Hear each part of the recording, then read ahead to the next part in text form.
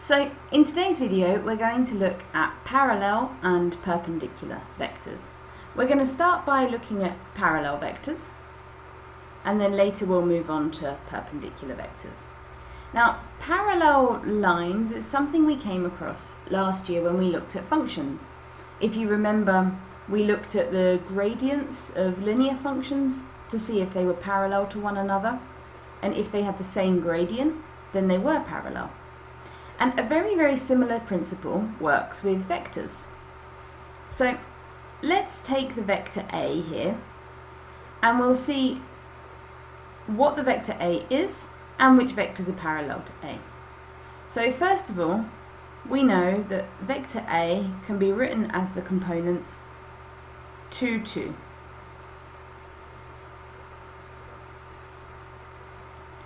Because we go 2 across here and 2 up here. So 2 in the positive x direction and 2 in the positive y direction. Vector B is clearly parallel to vector A because the lines, if you put a ruler across the two lines, you wouldn't need to move the ruler at all. It would go through both lines. And the components of vector B are 5, 5. So vector A and vector B are parallel. We can see that clearly. So vector A, and I'm going to use notation for, is parallel to vector B. This means A is parallel to B.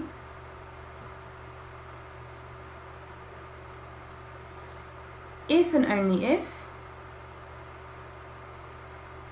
their arrows are parallel. Oh, that's a hard sentence to say. Their arrows are parallel. What if, though, we don't want to draw vector A and vector B, but we want to do it using calculation and just using the components and the numbers that we have here? It's inconvenient to have to draw the lines all the time. Well, you'll notice that they're proportionately the same. If they were functions, I would take my triangle here and I'd say it goes this way 2 and this way 2, and I would say B goes this way 5 and this way 5, and I'd be able to calculate their gradient. So the gradient of line A, if A were a part of a function, would be 2 divided by 2, which would be 1, and the gradient of line B would be 5 divided by 5, which again would be the gradient of 1. So their gradients, if they were functions, would be the same. However, they're not functions, so we can't really define it like this. Hang on, there we go. We have to look at it in a slightly different way. Now you'll notice that the components of A and B look kind of similar, in that A has two components that are the same, as does B. And the mathematical definition for this, which I'll put down here, which is if and only if there exists a scalar r which is in the real numbers without 0, where vector B can be written as r multiplied by vector A. And you noticed in class when we were looking at the multiplication of a vector and a scalar together, when we looked at the geometric representation of that, you noticed that whenever you did r times a vector, you always came out with another vector that was parallel. And the same sentence works in the other way. If you have this, then the vectors are parallel. So here, if we multiply 2 by 2.5, then we get B. So in this case, we have B is equal to 2.5, or 5 halves, times A. So that means that they must be parallel. And we can use this to also check whether lines are parallel that we're not quite sure about. They might look parallel geometrically, and it might be hard to tell by eye or with a ruler, but they might not be actually parallel. So let's take a look at vector C. I'll put the components of vector C over here in blue. So we start from the starting point, which is the end without the arrow, and we see that we go 1, 2, 3, 4, 5, 6. 1, 2, 3, 4, 5, 6. So we've had to go 6 in the negative x direction and 6 in the negative y direction. It may have been more standard for me to use the triangle up here, but it's just force of habit. So C is negative 6, the components of vector C. That's the instruction of how to get from this point to this point here.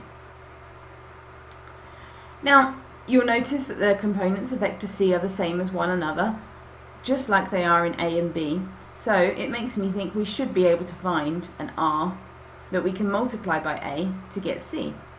Can you think of one? Well, for me it seems clear that C is equal to negative 3 times vector A. Because if I do negative 3 times 2, I get negative 6. And negative 3 times 2 again, and I get negative 6. So here we found an R for which C, or for which A can be multiplied by to get C, and so yes, they must be parallel. C is parallel to A. What about then for vector D?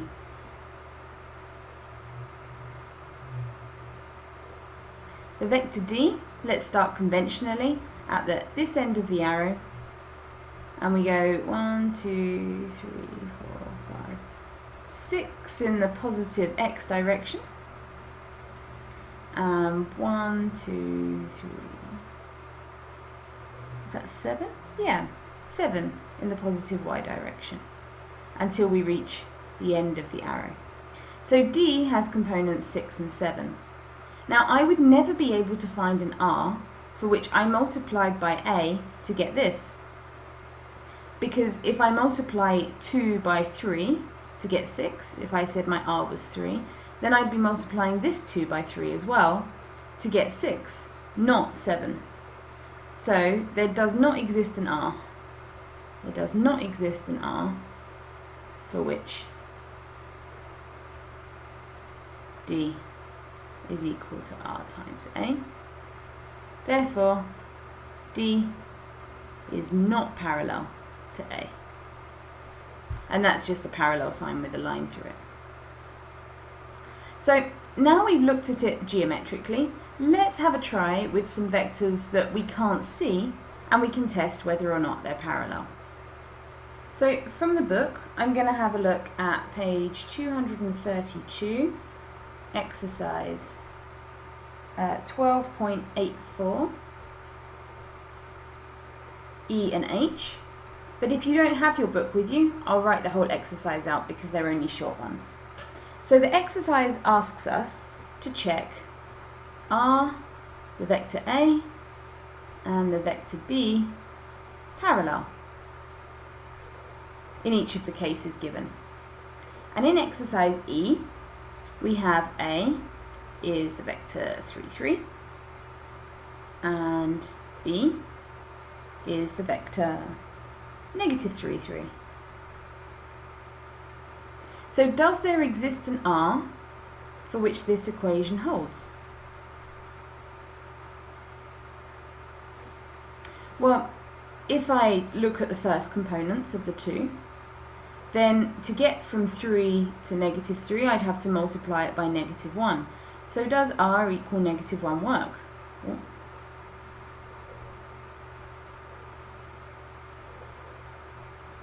Does R equal negative 1 work?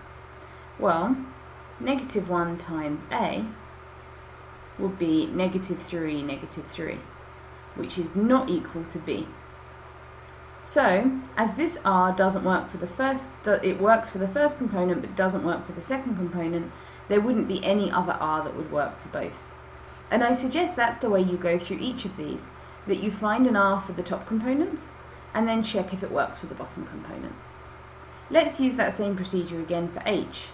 So in H, we have A being 3, 6, and B being 2, 4. So we need to find an R for which this holds. So for the top component, what would I need to multiply 3 by to get to 2? Well, I'd need to multiply 3 by 2/3 to get to 2, because 2/3 multiplied by 3 is equal to 2. So 2/3 is my potential R. So let's put it into here. So we'd have R or A. Let's label this my potential R. And here we have this as our potential R, is equal to 2/3 times A, which is 3, 6. And if we multiply the 2/3 by 3, I get 2. If I multiply 2/3 by 6, I get 4, which is equal to B. So yes, A is parallel to B. And this one, because we couldn't find an R, we can say for certain that A is not parallel to B. So now we've had a look at parallel vectors, let's move on to have a look at perpendicular vectors. Now the word perpendicular is again a word you should recognise from last year. We had a couple of terms for it. We had perpendicular, we also had orthogonal, but that wasn't one we used too often. We also sometimes use normal, and all of these three terms mean that two lines are at 90 degrees to one another.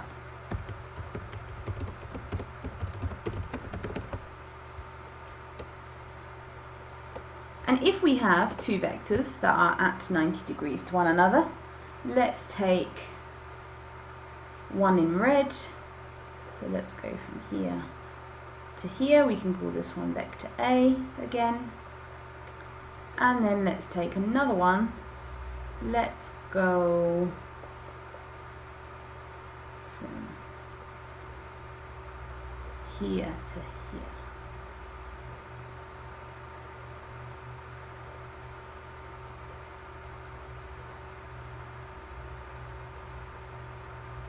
Like this.